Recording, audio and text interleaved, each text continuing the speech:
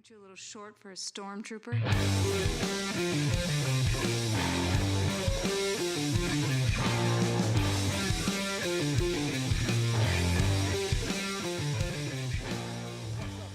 to another episode of the Multiverse Report. Tonight, as always, we are recapping the week's nerdy news from May to December and everywhere in between. My name is Mike Gibson. With me is always Steve Haller. What's up, Steve?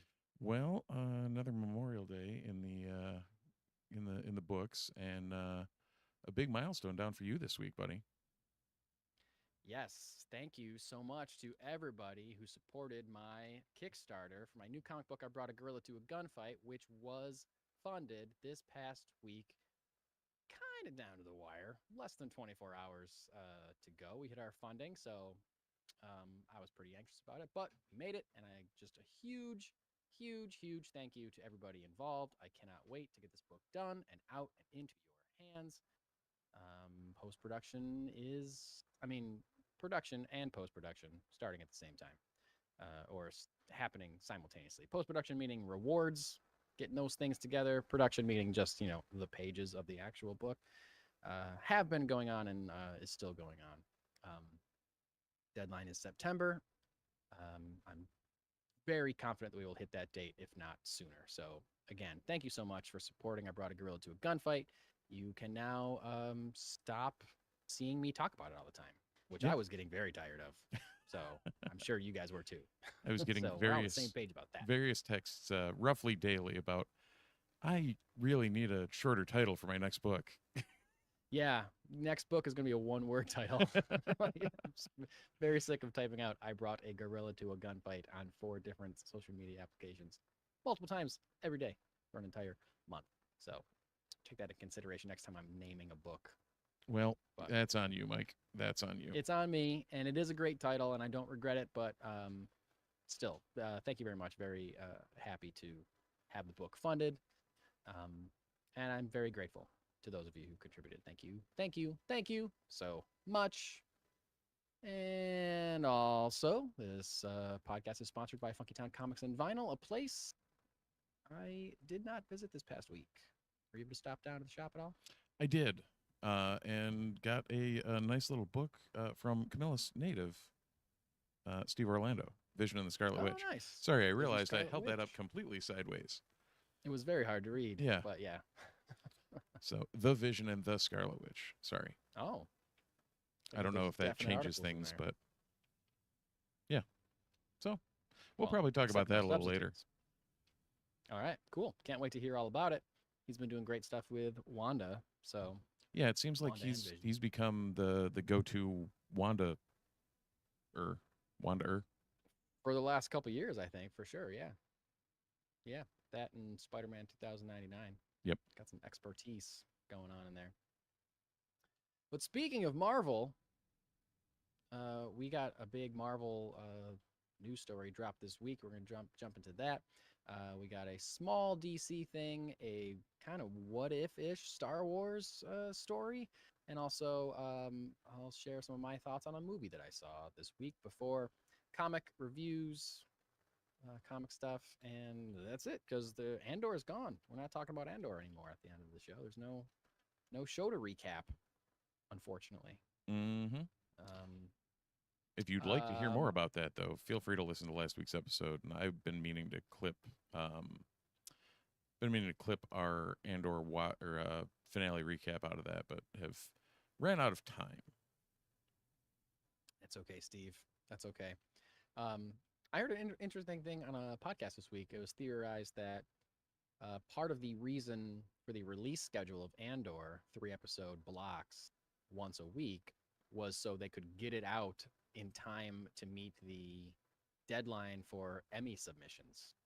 Oh, they sent in 23 noms for it. Wow. Yeah. That's a lot. Yeah.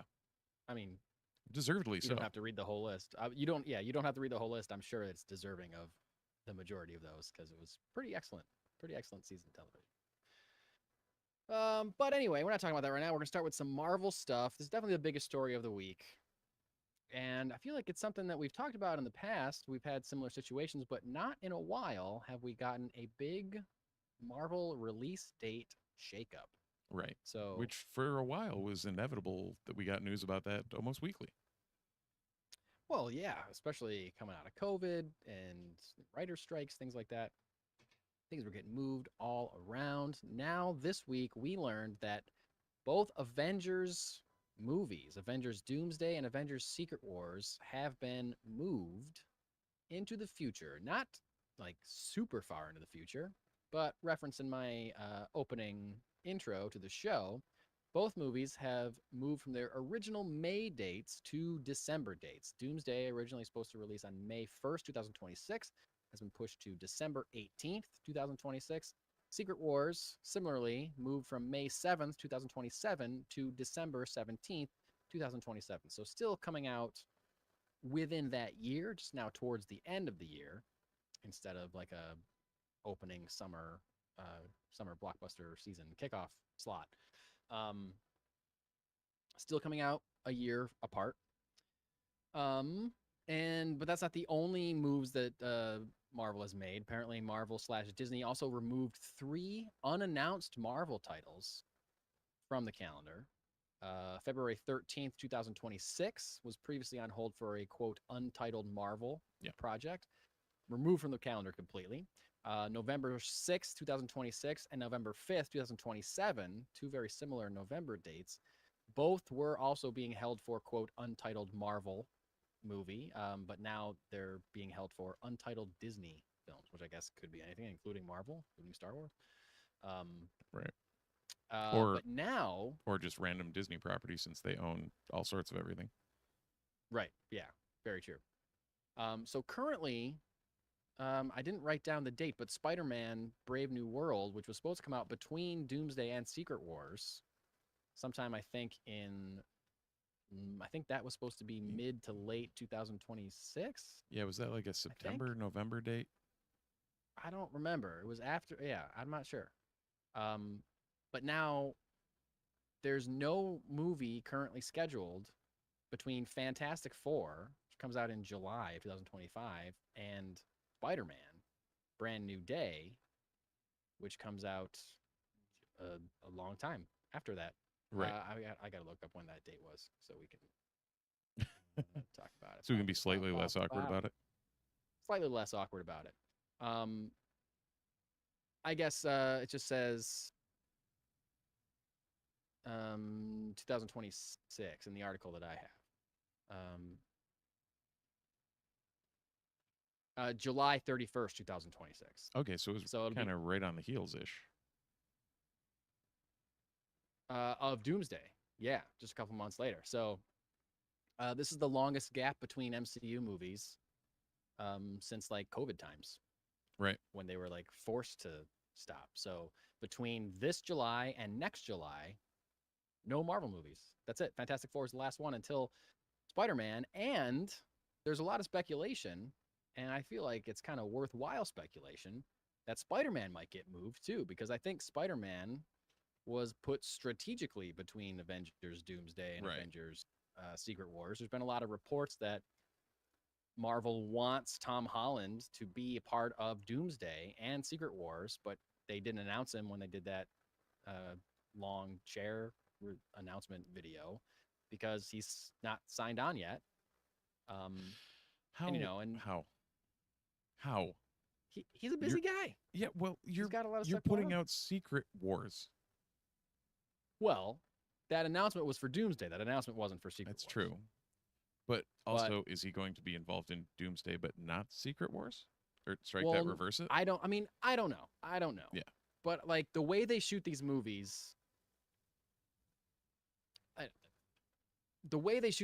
they could be filming something that they intend to use in Doomsday and end up using it in Secret Wars, or vice versa. Right. They could be like, this is going to be in Secret Wars, but then, oh, no, wait, we're going to shuffle it around. Now it's going to be in Doomsday. So, like, you never know. Like, the cast isn't fully finalized, I guess, until they know what the movie's going to be. To be fair, that's also the way they did it. The question will be, is that continuing to be the way they do it? I don't know. Because we've seen shifts throughout Disney, between Star Wars and some Marvel stuff as to like not necessarily following the pure Marvel formula. Yeah. You know, even Brave New World to a degree, from what I've heard, I still have not seen that. Thunderbolts definitively, like they're just making movies that Yep. don't necessarily suck and all look exactly the same and whatnot. So the question will be how much they continue that, or if that was a fluke. Uh, I haven't seen Thunderbolts. Yep. Still, just crazy that I haven't seen. I'm dying to see it. I just have Same. been so busy. I just haven't been able to see it. I'm saving. To be fair, in full honesty, I'm saving brownie points for when Superman and Fantastic Four and the world Yeah. drops in a week. Yeah, When yeah. everything happens within a 2-week period, it's like, hey, Yeah. I'm going to the movie theater. Yeah, I'm not missing either of those movies. Right. For sure. But anyway, to your point, I know you haven't seen. Have you seen Brave New World? Yeah, it's not great. Brave New World is very much like a Marvel movie that is. I had fun watching it. Yeah. But the only reason that I like enjoyed it was because I started looking at it as if it was like a B movie. Oh. Like I was like, oh, if I look at this as some like grindhouse schlock, Right. then it's fun to watch. But if I'm looking at this as like, this is going to save the Marvel universe, I was like, ooh, no, I got to change my expectations about this in real time. And then I started enjoying it quite a bit. But so I don't know. I can't remember how we got here, but I don't think they've officially signed Tom Holland into the movie, or else he would have been in that chair thing. But I think delaying these all around, and Steve, I'm pretty sure you'll agree with me, I think the delay of these movies is a good thing. Oh, 100%. I don't think it can be a bad thing. I don't think it can possibly be a bad thing. It can be a neutral thing. Wanting to see them sooner. Right. Yes. Yeah. They could do nothing to improve these movies, but at least this buys them some time to potentially do something to them. I mean, I've heard reports that like the script isn't fully finished. Like clearly, if the rumors that they want Tom Holland but don't have him yet are true, like not everybody's even been cast in this movie, so they don't even know who they have available to be in the movie. So how can they have a finished script if they don't even know who is actually going to be in it? And I think moving it gives them more time, which is what they need. That gives them more time in post-production, which clearly they need for all the VFX issues and woes that we've talked about in the past. It gives them more time to craft both films. It gives them more time to figure out who's going to be in them and cast them. And like, have they started filming Doomsday? If so, it's been pretty recent. I think they started filming it, but yeah, I think so. But just like within this past month, I think they started filming it. So if they didn't move this, that would mean they're going to make an entire Avengers movie in a year, including post-production and everything. Are you kidding me? Avengers? Not holding my breath on that one. Exactly. Yeah, like this is a good thing. This is a good thing. And I think if there is a gap, I wouldn't be surprised if Spider-Man moved. Right. Because like I was saying, I think Spider-Man was strategically put between these two movies because I think they want these movies to affect the character of Spider-Man in ways similar to the comics. Yeah. Specifically, black costume. So that's my guess. That's not based on anything I've heard. That's just how I'm feeling. I think they're trying to do right by Secret Wars, and I would not be surprised if there's a black costume introduced either in Doomsday, in Brand New Day, or in Secret Wars. So my guess is that the Spider-Man movie will move as well, which there'll be then even a longer gap between Marvel movies, which I think can only benefit the films themselves. Like you and I have been saying for a long time, like take a break, take some time off, stop pushing things in our faces, make us want to see another Marvel movie, not make us feel like we have to see another Marvel movie. That's it. Take right a break, there. give us some time off. Right. And there was a stretch where it felt like that for Star Wars. Even though I still like I them. never felt that way. I know you felt that way. I don't think they've turn the hose on so incredibly that I am sick of feeling like homework or anything. No, for me it was the lack of breath in between when they were doing every year something. Like they got in their own way. It wasn't that I felt I never felt like there was too much, but you know, you hear the random internet folk or whatever, Sure. you know, they were throwing a fire hose at us. Yeah, but, well, they were trying to do the Marvel thing of doing multiple movies a year. yeah, which was not I going to think work they learned. in any way, shape, or form. Yeah. Or if it was, you don't make them all about the same stuff and overlapping and like, Yeah. you know, I don't know. There's probably ways you could do it. What they did was definitively not it. And it might have dug them more of a hole than they realized. Yeah, and their commitment to it, well, I don't know. I was gonna I don't want to get too digressed into Right. Star Wars stuff, but like the biggest reason that I don't think that schedule multiple movies per year worked out for them is that Lucasfilm, you can phrase this any way you want. Lucasfilm, you can say Lucasfilm hired the wrong directors for Solo and Rise of Skywalker and then had to make adjustments. Or you can say Lucasfilm didn't trust the directors that they hired or got scared of the directors that they hired and had to replace them and refilm a lot of those movies or, you know, reshuffle a lot of stuff at the last minute. Whatever you want to say. But like there's more to it than just the schedule being overwhelming, time consuming for them, right? So, but anyway, with Marvel, we know that has been a mistake for them. Like even Kevin Feige has recently had said, like it did feel like homework, like we were doing too much. Bob Iger has said multiple times, Marvel has diluted the brand by putting too much stuff on Disney Plus and too many movies and stuff. Like it's diluting the brand, which I agree with for sure. Yeah. Speaking of giving these movies more time for casting, as reported from Jeff Snyder on the Hot Mic podcast this week that he has heard that Marvel is looking to cast a role in Avengers Doomsday, a role that has not technically been seen in the cinematic Marvel universe. Snyder reporting that Marvel is looking to cast Ghost Rider for a role in Avengers Doomsday, which would be cool, but also seems like you're overloading this movie. There's already too many characters in this movie. How are you going to introduce Ghost Rider? I don't know. I mean, they've done it before. They pulled it off before. Just get Gabriel Luna. Like, right. That's he was already a killer Robbie Reyes. Like, hell, call Nicolas Cage. That's what I say. There you go. That'd be cool too.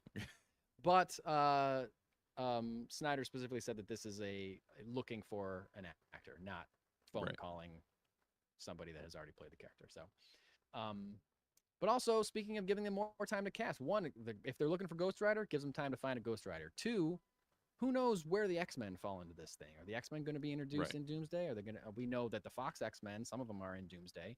Are they going to be in Secret Wars? Like delaying these two movies. If you're planning on introing the X-Men this way, or at least some of the new X-Men cast, this is a perfect time to finalize some of that X-Men casting and get that out there. Or, you know, gives you more time to do it so you can create some hype during the year gap that we're going to have from Marvel content, which I'm actually pretty excited about the more I think about it. Like a whole year without Marvel stuff? Great. Yeah, it'll make me want to watch the next thing more. Yeah, and by the time Doomsday comes out, I'll be like, hell yeah, here we go. Give people time to rewatch all the movies that they missed or the movies that they forgot about, the post-credit scenes that seemingly are just hanging out there, not connecting to anything. Right. The Hercules of it all. Yes. Oh my God, I forgot about that one. We ever going to see him again? No. Probably not. We'll see him when we see Pip and Harry Styles there. Star Fox? Yeah. I'm not holding my breath on any of those. And Scar. Remember we got Scar was introduced in the final episode of She-Hulk for 2 seconds? Yep. Wow. Forgot about that one. We're not. Yeah, right? We're not seeing them again ever. No, because I mean, when the hell would they run like a World War Hulk or anything? I don't know. They don't Oh. even have the rights to. Yeah, they have to split that with Paramount still, I think. So yeah, I don't know. I mean, Hercules. If they make it a Thor 5, then Hercules could show up in that. Right. But I don't know. They're not making a second Eternals movie. Can't imagine they'd make a second Eternals movie. Right. So Black Knight's probably not Are we, showing up like- anywhere. Are we ever going to see any of the Eternals ever again? Or is that just like a sweeping this under the rug? Don't worry about this movie. These aren't the superheroes you're looking for, Mike. Yeah, exactly. Exactly. Well, speaking of things we may never see again, it's being rumored that Penguin Season 2 is less likely to happen. But this may be nothing. I just put it in here just to talk about something else, I guess. But HBO has submitted the Penguin for Emmy consideration, speaking of the Emmys, as we did earlier. But they have submitted under the category of limited series instead of outstanding drama series. Limited series, usually implying that that's all you're going to get. Now, I think there have been other shows that have originally thought they were limited series, and then they get a lot of acclaim and critical rewards, and maybe they win a few Emmys or something, and they're like, okay, well, if it's popular, we'll do a second season. Right. So who knows? Or maybe they think it stands a better chance of winning awards as a limited series versus outstanding drama. So who knows? This could be nothing.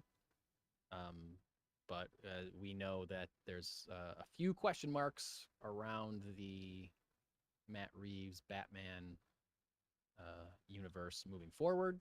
So who knows? Although, as we reported last week or a couple weeks ago, I don't remember, there were reports indicating that the Batman script was expected to be finalized by this weekend, by Memorial Day, by Matt Reeves. So maybe we'll get some kind of update about that sometime soon. I don't know. Yeah, I don't know. I don't know. How? I guess we have Gunn in charge of what Gunn's in charge of, but it seems like, Yep. Is he supposed to be also with his hand in the Reeves stuff? Because right now it seems like they're mishandling things. Well, remember, there have been reports that Reeves is going through something very difficult in his personal life. Oh, I did which- forget that. Yes. Yeah. Which so far has not been disclosed, despite apparently journalists knowing about it. Yep. But they've all been so far shockingly respectful and not disclosing it for a headline. So we'll see, I guess. We talked about there were reports that if the movie doesn't start filming by the end of the year, which I don't think it's looking like it's going to now, then Reeves might not even direct it. He might step back. Right. Or I heard a report this week of possibility of a co-director even, if he can't be there full time, he may want to split duties with somebody else. Yeah. Who knows? Very interested to see where that lands and if we get any updates about it. Honestly, I think, I guess I don't know, because we don't know how, they keep saying that the Reeves stuff is going to be separate from the mainline DCU, but like I mentioned last week, I'm pretty sure that so much of what DC is going to do is riding on the success of Superman right now. So, Oh, yeah. Even who stuff that knows? isn't There may be tied- updates. Right. Yes. Even stuff that isn't like tied that. to the Exactly. DCU. Like it's still on the Still same brand. Yeah. You're still Yep. on the same ticket. Same ticket, same logo. Like you know for what I mean? for Same lack of a logo better before all those movies. description, like the Batman and the Penguin might be the undercard, but they're the opening acts at this point compared to what Yeah, you're James Gunn's doing, but Yep. like they're still if yeah. It's the right Yeah. analogy, but like I get what you mean. if Green Day doesn't show up, then like doesn't Yeah, then explode in are the you still going 90s, for the then opening act? Yeah. you're not I riding mean, the coattails. I mean, yeah, I get your analogy, but like people will still show up for Batman. You know what I mean? Like People Batman will still movies show up make for money. Batman, but it's not gonna. Yeah. It won't be quite as ubiquitous as it would be if everybody's pumped about all of it. Well, yeah, exactly. Yes, Superman will be the rising tides that lifts all boats, because then you'll have a successful Superman and a successful Batman movie. And as long as you can make a sequel to both of those, then you're good to go. So I mean, I wouldn't be surprised if at this point they're saving all major DC announcements, whether it's the Reeves verse or the Gunn verse or whatever you want to call, whatever dumb name you want to call it. I feel like they're probably saving a lot of that stuff till after Superman comes out and see how Superman goes. Like so much for DC Studios is riding on the success of Superman. Yeah. If I was James Gunn, I would just be having a heart attack. I feel like every day, unless he, similar to, like you've said a couple times, Tony Gilroy at Celebration, walking around with some big dick energy, just knowing what he had ready for us. Like maybe if James Gunn really believes in it, then he's not having anxiety at all. But I know I would be. No matter what. Well, we don't have to have any anxiety anymore because Richard showed up in the chat. We got Richard and Brian with us. Richard! But thanks for being here, Richard and Brian. He said he was late. Brian! He said he was late because he was watching Andor. So we'll give him a pass on that one. Great excuse for being late. That's totally fine. No apologies necessary. Speaking of watching things, I feel like we forgot about this. Like when sometimes you and I would go see a movie and then we would talk about it on the podcast, and we haven't done that in a long time. No. But I went to see a movie this past week, or the weekend, a couple days ago. And I figured I'd give my non-spoiler thoughts on it since we haven't done this in a while. I went to see Mission Impossible Final Reckoning. Not a superhero franchise, but definitely my favorite non-superhero action franchise for sure. Many of the movies are, I believe, to be incredible. Final Reckoning, a little less than incredible, I would say. I think it's a bit messy in the first half. I think that's a review that's been going around. I found it to be accurate. I think that they are kind of unnecessarily recapping the previous film a little too much. And yes, it was designed as a part 1 and part 2. But they really kind of like went overboard to like recap things extensively in a way that I thought was a little heavy-handed, to the point where it felt like they were throwing so much plot at you that it didn't feel like as slick as a lot of Mission Impossibles do. Like there's always a lot of plot in Mission Impossibles, but like the execution of it usually kind of goes by in a way where you're like, I kind of get it, but also if I don't get it, it doesn't really matter. Like I just know Tom Cruise has to get over there. Right. Like I don't really know why, but I don't really need to know. Right. He's got to stop that guy for some reason. Tom Cruise will be serious, getting from here to here. The rest of the crew, hijinks will ensue, and things will blow up. Right. Yeah. There's your cliff notes. Like exposition was just a little more heavy-handed, and also this isn't a spoiler, but there's the whole second act of the movie, Tom Cruise is separated from his team. Like he's doing a mission and the rest of the team is doing something over here. And I kind of missed the team aspect of the camaraderie. And so like the team is meeting new characters. Tom Cruise is meeting new characters, which are fun, but it's kind of like you're introducing all these new characters when I just want to see this, like Simon Pegg and Ving Rhames and Tom Cruise. Like I want to see them like interacting. Haley Atwell, like that's why I like these movies, because of the ensemble. And there's new additions to the ensemble, which is great, but it was just like a little jumbled.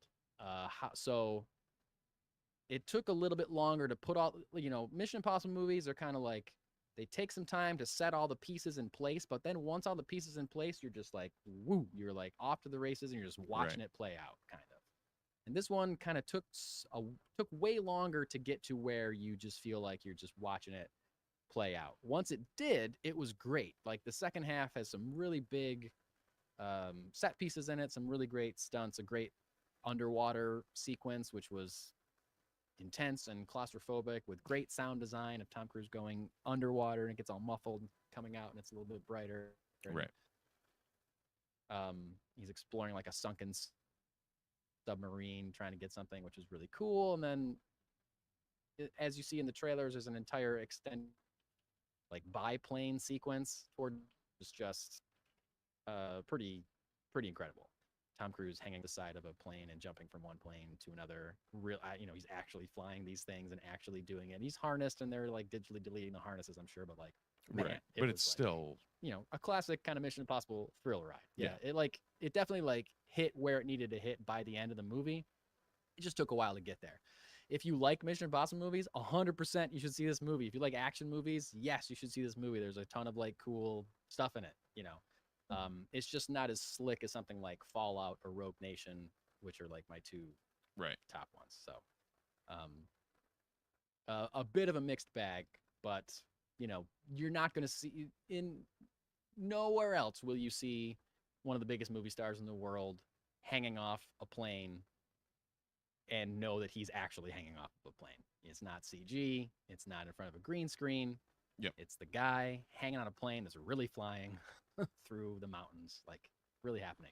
And I can't think of another action franchise that makes, or another team that makes films that way, really. So that alone makes it worth seeing, even though it's not like the greatest Mission Impossible movie ever made. So yeah, them's my thoughts on Mission Impossible. Final Reckoning.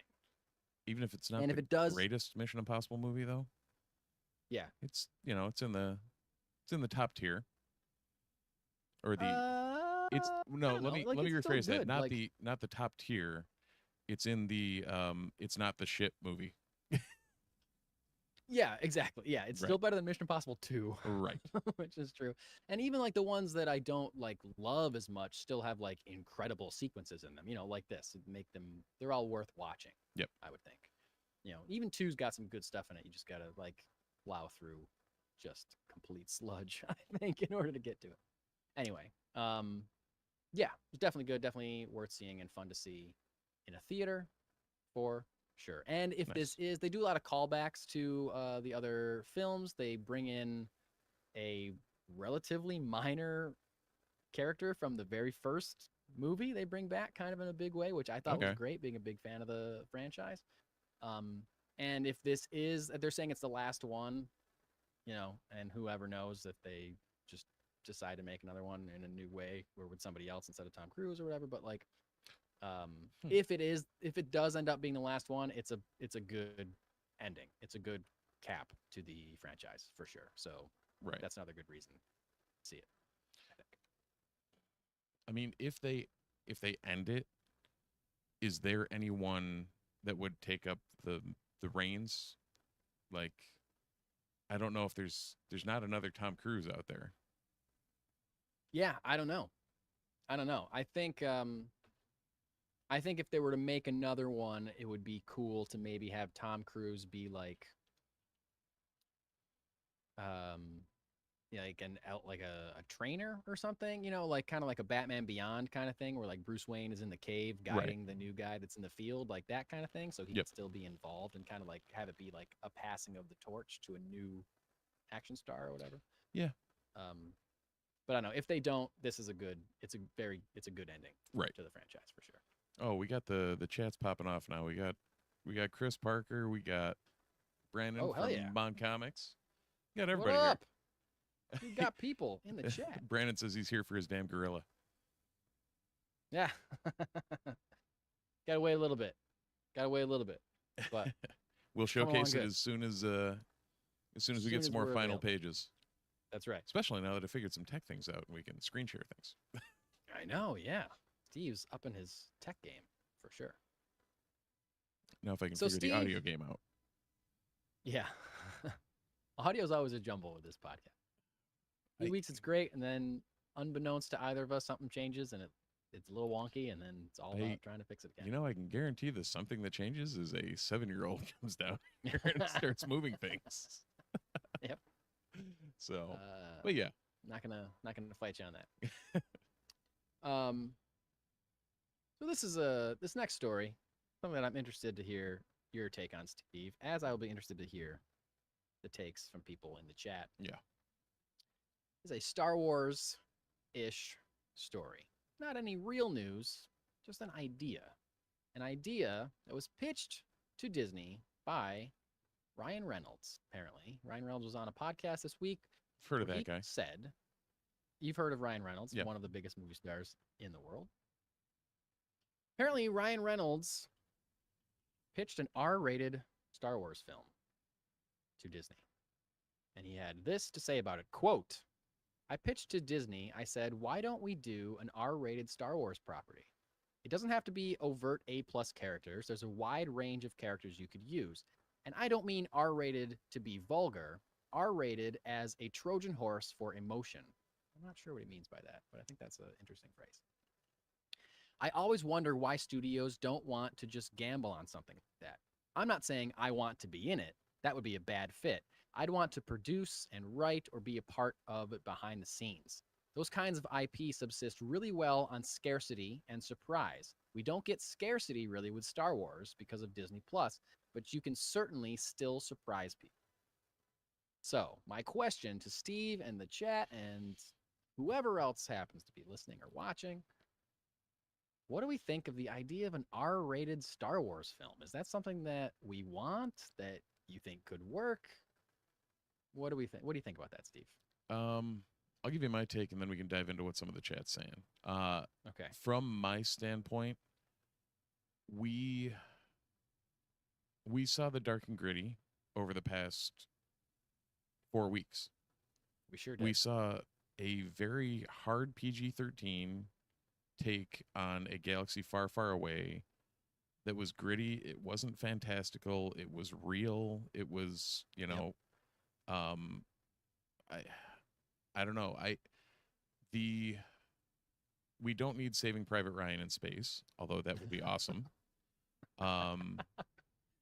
You say something we don't need and then immediately change your mind. Well, Now yeah, that I said it's it out like loud, that would sounds be great. really cool, but like, I don't know. I wonder. We definitely don't need an R-rated Star Wars movie for an R-rated Star Wars movie's sake. If I there agree. is a script that is produced that calls for it in the right ways, I'd be open to it.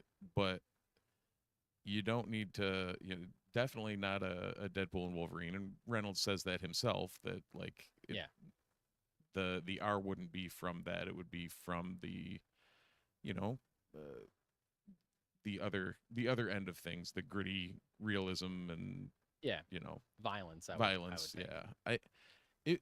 I guess if it's for the violence end of things, I don't think we need it. That's kind of what I think too. And I would love to know more about what he meant by R-rated as a Trojan horse for emotion. Because I mean, we did get a plenty of emotion. PG-13 Trojan horse Yeah, for emotion pretty damn well the last 4 weeks. right. Like, what's the like Trojan horse analogy is like showing one thing, but there's something else hidden inside of it. And I'm assuming like the emotion is hidden inside of the Trojan horse. But what's the Trojan horse? You Violence? cut Like someone's head off and 'cause you emotion can- 'cause pops there's- out. Because guess, hey, Star Wars movies pretty violent. Yeah. Guess there's 2 words in the title of these movies. One of them is Yeah, yeah. like, yeah. That's I mean, I just showed. implied violence I in the just, title. I literally just showed my son a movie where a son kills his father. Yeah, yeah. I showed that to my son as well. Yeah. My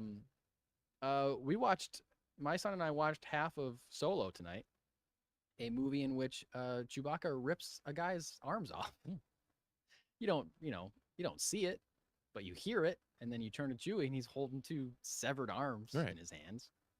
Obi-Wan cuts a guy's arm off in the first movie. Yeah. You see a bloody arm laying on the floor. So like it's there. Like Right. what more, we've seen people get choked to death via the Force. Right. In Star Wars. Like not long ago we saw a man get his neck snapped. Not stabbed with a lightsaber, not choked with magical powers. He got his neck snapped. I'm talking Yord from the Acolyte. Yeah. That dude died in a very real way. It was intense. We saw a So- Dark Lord of the Sith kill about maybe 12 or 13 people in like a 1 minute span. Yes. We also, like you were saying, we saw a massacre, a genocide happen in episode 8 of Andor season 2. So we get a lot of it. So like I guess I would want to know more of what he has in mind. I would like to know what his idea is. Right. Pitch. Why does it need to be R-rated? Because if Rogue One isn't R-rated, then I don't know what needs to be R-rated. If Andor isn't rated mature, Right. then I don't know. I don't know why you'd need it. I don't know why you would need it. Yeah. I guess. Yeah. Would it still feel actually, like Star Brandon Wars? Brandon just brought something up. All right, hit us. And Anakin Skywalker literally murdered a temple full of children. Great point. We still Great haven't even point. shown our kids that. Oh, you just did, yeah. Oh, I did. But I it did, didn't go and over that was well. the point where we had to turn it off. Right. That's where he said, "I'm done watching this movie, Right. Dad. This is terrifying." Yeah. But I think yeah, the chat in Revenge general. of the Sith is Oh yeah. hard PG-13. Oh, 100%. Chat in general is kind of in the same vein we are. Yeah. It seems to all jive. Yeah. Snoke got cut in half and it didn't need to be gory. yeah. Last Jedi's pretty violent too. Yeah, lots of crazy shit in Last. Yeah, we literally can. We were talking about having discussions about like our favorite fight scenes in Star Wars. Yeah. So, Um, actually, yeah, Richard's got it. My son is 6 now, and I quote, "My son is 6 now. I want him to grow up with Star Wars like I have.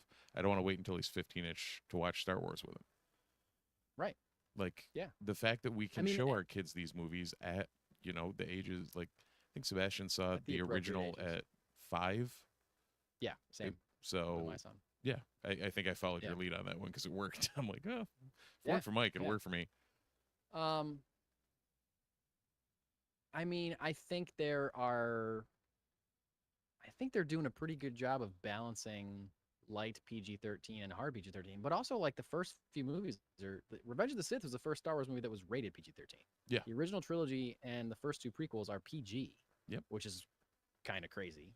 I mean, some of the original ones came out before PG-13 existed, so I understand that, but I'm surprised Phantom Menace and Attack of the Clones aren't PG-13 because just because you see people get killed with lightsabers in those movies. Yeah. Attack of the Clones I could see. Phantom Menace yeah, it's kind of on the cusp. Yeah. Like, were it I not get it. for Maul falling down a shaft as a half of a human. Yeah. Well, half Yeah, of a Zabrak, sorry. Like, other than that, I get the PG, but Yeah, pretty tame. no, episode 2, like, yeah, no, it starts getting it. Everything goes downhill from there as far as the violence in Star Wars. Well, uphill, I guess. Yeah, and I mean, they're doing a pretty good job of swaying between light PG-13 and hard PG-13. So it would have to be a specific idea, which is why I guess I would want to know what his actual idea is, which he can't tell us in case they ever make especially it. if he's actually pitching it. Like, there's no chance of Yeah. no, but No chance he would tell us, but it would have to be such a specific idea that it needed to be R-rated. Like a Deadpool movie, you know? It would have to be that character, but I can't think of a character in Star Wars that would need to have an R-rated movie because all the characters in Star Wars have never been in an R-rated movie. You know? So I don't know. I'm inclined to think that we don't need it unless, Ryan Reynolds, open invitation, come on the Multiverse Report and tell us why. Plead your case. We're coming out against you. Yeah. Needing an R-rated Star Wars film. So now's your chance to prove it. Come on our podcast. I'm laying a challenge to Ryan Reynolds right now. Be on our podcast next week. If you're not, then you're a coward. that escalated quickly. How amazing would it be if we got Ryan Reynolds to be on this podcast? That'd be great. That'd be incredible. Well, Richard, would Knights of the Old Republic, what would the rating on that be? Because he's in the chat. Richard said, "Just give us KOTOR." Like, there's a lot of like you could go a lot of different ways with KOTOR. I mean, sure. I also hesitate to talk about it because I don't want to spoil Mike on this. I know. In my opinion, one of the greatest Star Wars stories of all time. And Yeah. it sounds like Richard also is of that ilk. But is it more intense than Andor? It's different. It's a different intense. Of course, it's different because it's I don't. Jedi and Force related. Yeah, I don't know. I know that much about it. Well, there's also there's a whole thing with a Mandalorian and some other bounty hunters, and there's a lot of non-force wieldy. Most of your companions are non-force wieldy. So, including an assassin droid. because I guess that would be a thing. You know what? No, though, because Mandalorian. I was gonna say like if it was bounty hunter based, I Yeah. could see it getting an R rating. like give me a Cad And Bane then I movie. thought, well, yeah, sure. Ooh, by the way, have you watched Tales from the Underworld yet? I have not. Neither have I. I Yeah. keep forgetting about it. And I heard from It's I can't crazy remember that who I I haven't heard read it. from. Or- Might have been Crew or somebody Seen down it. at the shop that was saying it was absolutely amazing. Which I'm all sure of it those is. Tales ones have been great. So Have been great. Yeah. I'm mad at myself for not having seen it yet. well, we can both be mad together at ourselves. Yep. So I mean, at the end of the day, Star Wars, I think, like we were saying, like the chat was saying, like Disney wants to ensure brand consistency, and they want to ensure that they make as much money as possible. So when you have a brand like Star Wars that has traditionally been PG or PG-13, they want money from parents bringing their kids. They don't want to have to exclude right. exclude younger audiences because that means they make less money at the box office. So And that is the last thing they want to do. that's the last thing I want to do. So that's the reason that we're probably never getting an R-rated Star Wars movie. If we ever do get an R-rated Star Wars movie, that budget's going to be lower Mm-hmm. than it's going to be isn't Mando and Grogu like the lowest budget Currently, Star Wars movie I in think existence? they announced that. Yeah. It would be lower than that. I don't remember what the budget was on Mando and Grogu, but like, I know, most of them are hundreds of millions of dollars. Yep. But if you're gonna make an R-rated one, then that budget low. So it probably would have to be something more like Bounty Hunters, street level stuff, and not magical, mystical. Jedi. The Magical Mystery Tour, Yeah, or is that already Magical- trademarked somewhere? it's probably trademarked somewhere. Can't imagine where. But it just sounds so familiar. But that would be cool to somehow have a Jedi Magical Mystery Tour crossover. I don't know how that's possible. I don't either, but I now want to know. Can you pitch Marvel Comics for your next book to do this? I sure can. They will Will it ignore happen? me. No chance in hell. However, No chance in hell. There is the last couple of Beatles things. Yep. That have come out on Disney Plus, like the That is Beatles true. 64 documentary and Yep. the Now The- and Then video right. and the Get Back Right. documentary, which is incredible. So there's a connection there. get back. Beatles and Disney. Figure it out. I think I have like half an hour left to get back to watch. I somehow stopped Oh, it. the rooftop thing? Yeah. Oh, you got to watch it. I know, Oh, it's but I great. like something kept me from continuing to the end, and then I got sidetracked. And I just thought about it when you said it. Like, I never actually finished that. Like, I loved Oh, the man. whole thing, and then I never Yeah, it's so good. never hit the finale. Yeah. So So good. That's something that I would rewatch all the time if it wasn't 7 hours long. correct. Good old Peter Jackson doesn't like editing things. Short movies are Hates not making- his specialty. Not his specialty. Hates making decisions, that guy. Just wants everything to be everything. Oh, you know what I was thinking though after I saw Mission Impossible? Hmm. I was like, Tom Cruise is getting older, but he still clearly has like the ability to do a lot of this stuff. And also, you know who's excellent in Final Reckoning, and she was great in Dead Reckoning too, is Pom Klementif, who plays Oh, yeah, Mantis, Mantis. in the Guardians of the Galaxy movie. Yeah. She's incredible in both those movies. She does all her own stunts and all her own fighting. She's not hanging off of an airplane like Tom Right. Cruise, but like she's doing really cool fighting. She's also super hot. But I was like, okay, Pom Klementif, good friends in real life with James Gunn, which is how she got cast in Guardians of the Galaxy. She also has a very small role in the Suicide Squad. She's like a dancer at Oh, a yeah? club that they go to. Yeah, she's just, she was like, hey, is there anything I can do? He was like, can you be a dancer in this Okay. one scene? And she's like, yeah, sure. Not really, but So I it's need like a they're body, so friends. come on. They're friends. Yep. Pom Klementif knows Tom Cruise. Could that be a door to get Tom Cruise in the DCU somehow? And if so, who would I want Tom Cruise to play in the DCU? And I thought it would be cool if they're going to do Black Canary somehow, 'cause Okay. I love Black Canary. Black Canary canonically trained by character Wildcat, who was like an older guy from the Justice Society days, like Yep. knew Dinah's mom. And he's like a boxer. And I was like, I think Tom Cruise could be Wildcat, especially now that he's like a little bit older, a Yeah. little bit gruffer, but he's still like strong enough. Like he'd be a good like mentor figure to Black Canary. So I'm saying, James Gunn, you should cast Tom Cruise as Wildcat in a Black Canary project. That's all I'm saying. That's all I'm saying. That is a Just do deep that. cut, Mike. That is a It's a deep cut, but it's cool because I Oh, don't yeah. know that I want Tom Cruise was. They were trying to get Tom Cruise to be Hal Jordan for a while, like before James Gunn happened. right.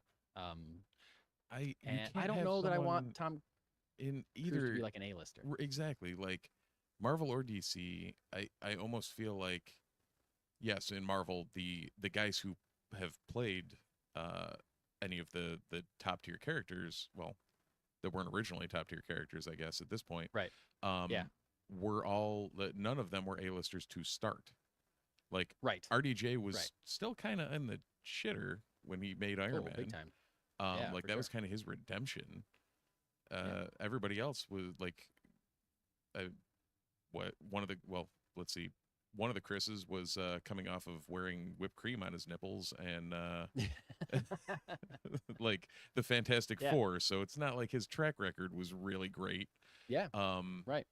yeah, I mean, like find Star Wars, same deal. Like any of the actors that we have come to love, most of them were not A-listers before. Like Right. the new trilogy, Oscar Isaac's your most well-known guy prior, and Sure. that was it. Yeah. Like Daisy Ridley, John Boyega had no track record. Right. I think it's a combination of like, and Star Wars is a little bit different because Star Wars isn't based on existing source material. Like the True. movies are the source material, Right. right? Which is why everyone has different opinions on what they should be because Yeah, there's nothing because there's to no base back. them on. Yeah. Yeah. But I think for superhero movies, it's a combination of the star power of the person you're casting and the well-known and how well-known the character is. Yeah. Because like Spider-Man is going to sell a movie. Batman is going to sell a movie. Yep. So you can cast somebody lesser known. You know, you can cast Tom Holland as Spider-Man, and you can still make a Spider-Man movie that's going to make $1 billion. You know what I mean? Well, Spider-Man's also weird though because he's traditionally, a younger character. So Right. no matter who you're casting as him, most likely they're going to be a relatively unknown or, known young actor. Yeah. Like But not Tom a lot Holland of was track record. pretty right. And like Robert Pattinson is a great actor, but I don't know that he's an A-lister necessarily. He's probably especially after Twilight, he's chosen a lot of interesting. right. roles, He's gone but the not like- Daniel him and Daniel Radcliffe are kind of in that same boat of like Yeah. made their bank and then are just making whatever they actually want to. Yeah. Batman is the biggest thing that he did after that he's done since Oh, Twilight. hands down. Robert Yeah. Pattinson. Personally, so I think like someone like Weird, the Al Yankovic story is my Daniel Radcliffe favorite post. oh, that movie is So 5 bizarre. stars. So bizarre. so funny. That movie's so funny. It's no UHF, but Huge- what is? Huge recommendation for Weird, the Al Yankovic story. If you haven't seen that movie, it is hilarious. Daniel Radcliffe plays Weird Al. So what was I saying? Oh, so like Tom Cruise is like so famous and so recognizable. Yeah. That it would. I feel like if you cast him as a character everybody knows, you'd just be like, that's just Tom Cruise. Like I don't, Right. I don't see Superman, I don't see Green Lantern, I just see Tom Cruise. But if you take someone like Tom Cruise and cast them in a more of an unknown, a lesser known character like Wildcat, then he can embody that character. Yeah. And you can kind of, because not a lot of people will go in with expectations of that character and will just be like, okay, kind of put that character onto Tom.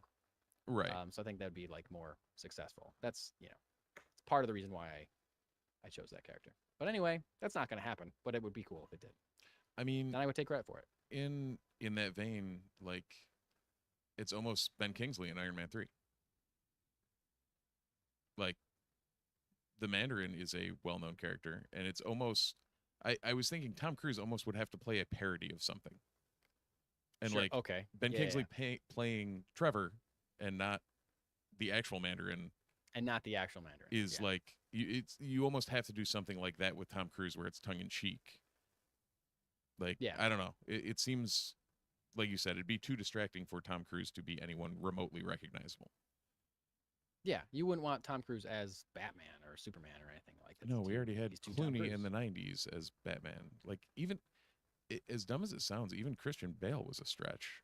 Like, as far as well-known, and like when he was originally cast, you know, he's coming off American Psycho. He's coming off of like a bunch of Christian Bale things. And it's like a well-known, okay, at least with him, he becomes the character. But it was Bale, weird I don't think what's that? He wasn't like an A-lister. He wasn't really an A-lister, though. No, but he was a known name. Like, he wasn't a known name. Yeah. Yeah. Similar to Pattinson, to be honest with you. He was like doing interesting work. You know, good. People knew him as a good actor. Right. And Bale didn't have the Twilight baggage that still surrounds Pattinson, unfortunately. Well, I mean, how many people only know Pattinson from that? So many people. So many people. Yeah, he had to really fight against that. Unfortunately, the Batman is so not like Twilight that I think he, beat a lot of people's expectations for sure. Anyway, how did we start talking about this? Oh yeah, I just mentioned my weird Tom Cruise in the DCU pitch. Oh yeah. Okay. Quite a digression. Well, we're never known for that, Mike. Never. Steve, I do not have a comic to review. Do you have a comic to review? I do, and let's see if this works. Let's see if it works. Hey, it does.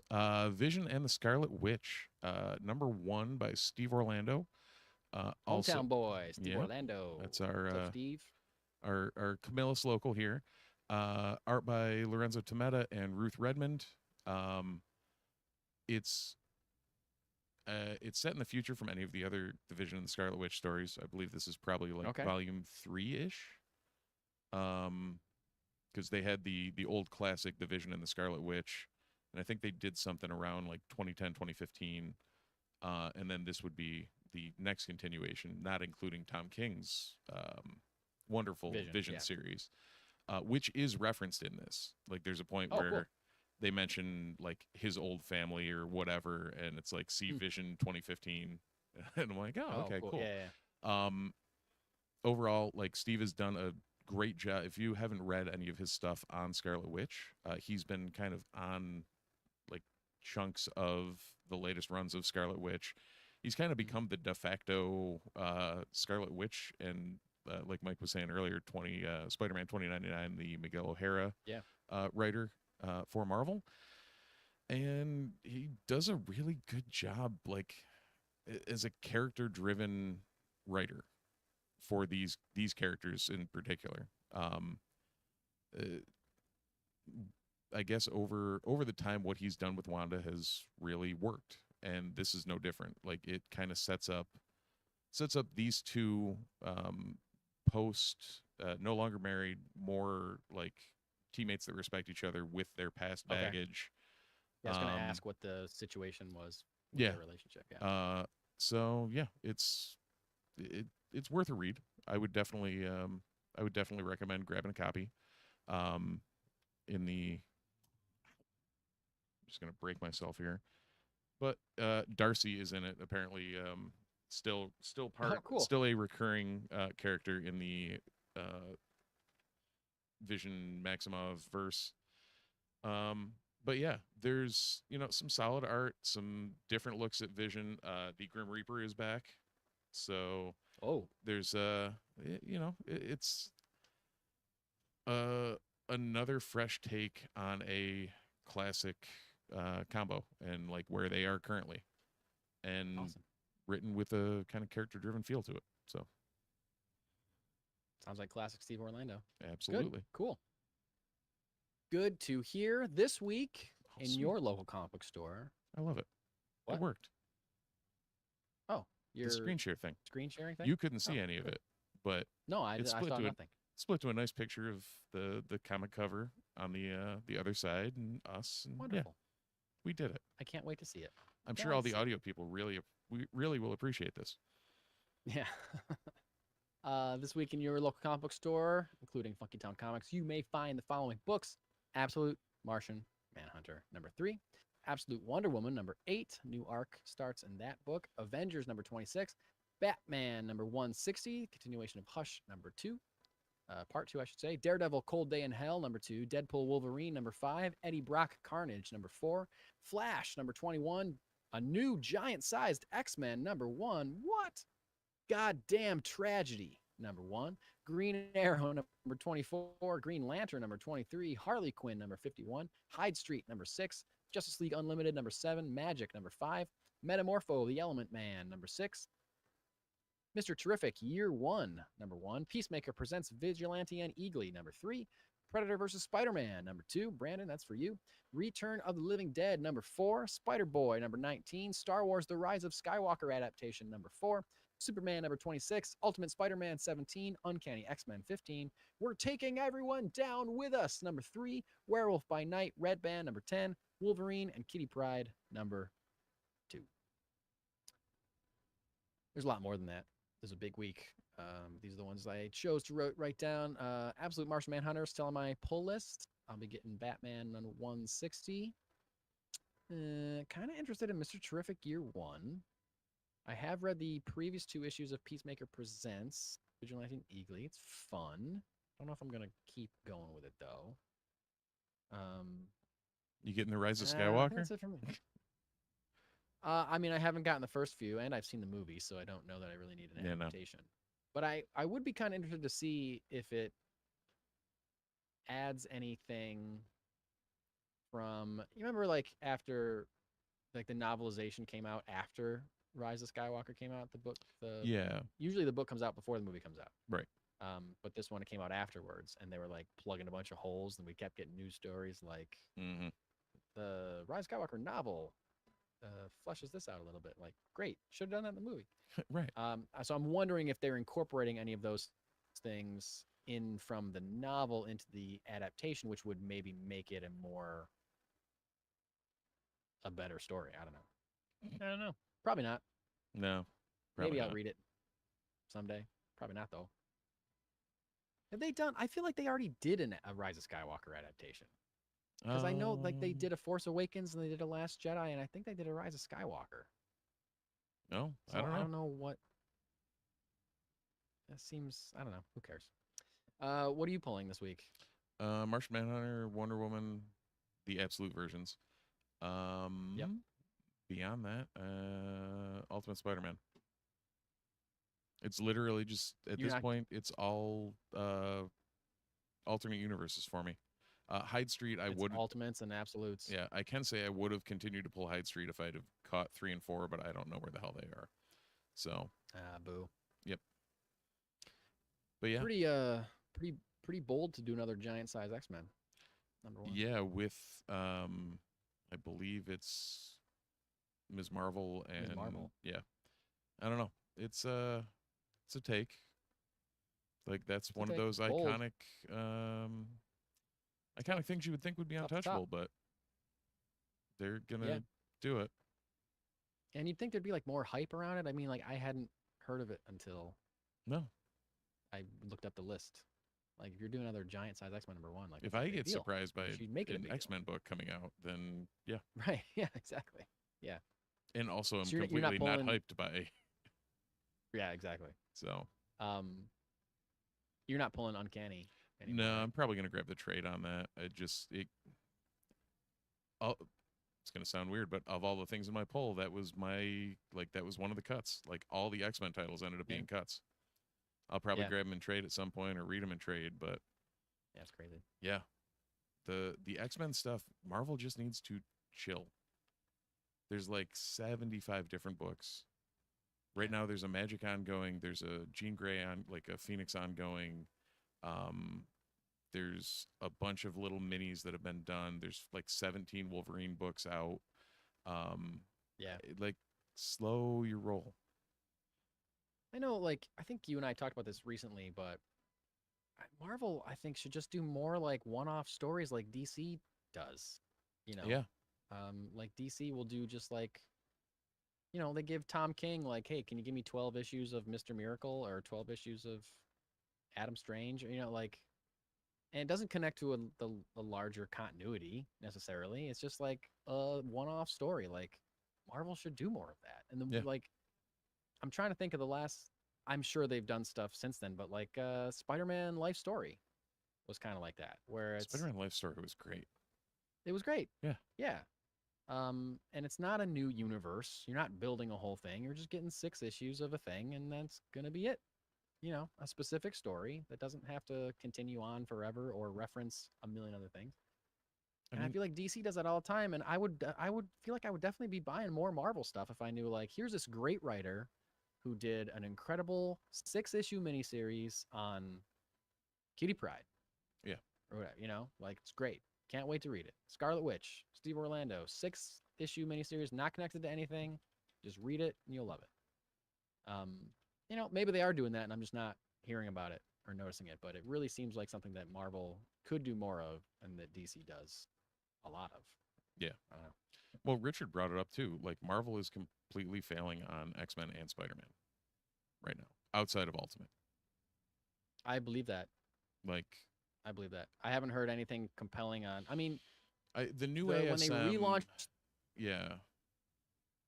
Go ahead. I was going to say the new ASM was a fresh feel and a fresh take compared to all the hot garbage we've seen out of that flagship title for so many years. But I haven't kept up on it. And I They haven't just heard any hype. relaunched it, right? Yeah, I think they're on like issue 2 or 3 or something. Yeah, I haven't heard much about it. It's I read the number 1. It was definitely a significant improvement over anything in the ASM run that I had read in the past, like pre Zeb Wells, pre like Dan Slott doing Dan Slott things. Yeah. So it's nice to see them at least doing something, but all the spin-offs, all the everything else, like, it feels like Spider-Man shows up on the shelf 4 times a week. It just, I don't know. They really need to tighten things up. There was some they got a big hype around the X books last year when they relaunched all of them, bringing in Gail Simone and all the other artists. But then I feel like there's like 10 X-Men books. There are. And none of like them launched like 2 or 3 X-Men and Uncanny X-Men. That's it. Right. I don't know. And Wolverine book. if you want your little 3-issue minis, sure. Like, do like a little, like you're saying, with what DC was doing. Yeah. Give me the Wolverine and Kitty Pryde. Like, give me Shadowcat and Logan off doing some little side quest, and have that tied up in 3 issues. Give me a different team of X-Men. Right. Like, this is called X-Men whatever. Right. And it's 6 issues and it's a fun adventure. That's it. Yeah. I don't know. What do I know? I'm not in charge of these companies. No, we're Can't not, make Mike. things happen. We are not. We're not. We're just not. Yeah, I don't know. It's just, I don't know. Sometimes it's mildly depressing as to watching what's happening with all these books that we love. But whatever. Here we are. Yep. But sometimes it's thrilling to see what happens with books that we love too. So that's why we keep doing it. We love them. But as far as the week goes, I think that is all that I... Do you have anything else to talk about tonight? I think I'm good. No, I think that's all I've got. If anyone is hanging around, feel free to check us out in the chat, like a number of folks, including Chris and Richard and Brandon and who else? Oh, Brian, of course. Helped us out with this week. Thank you all so much for joining us in the chat. Oh yeah, it's been an absolute pleasure, gents. But if you want to find out when we're around, what we're doing, where we're at, check us out at themultiverseport.com.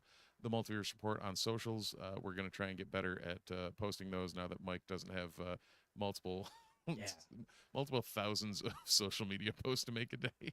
Yeah. And yeah, we're gonna try a couple things out. Check out our Patreon, patreon.com/the Multiverse Report. And I think that's about all I've got in my little spiel here. I think that's about all I got as well. So, until next time, as the two suns set over the burnt corpses of Owen and Baru Lars, we say thanks for watching, thanks for listening, and we'll see you in the multiverse.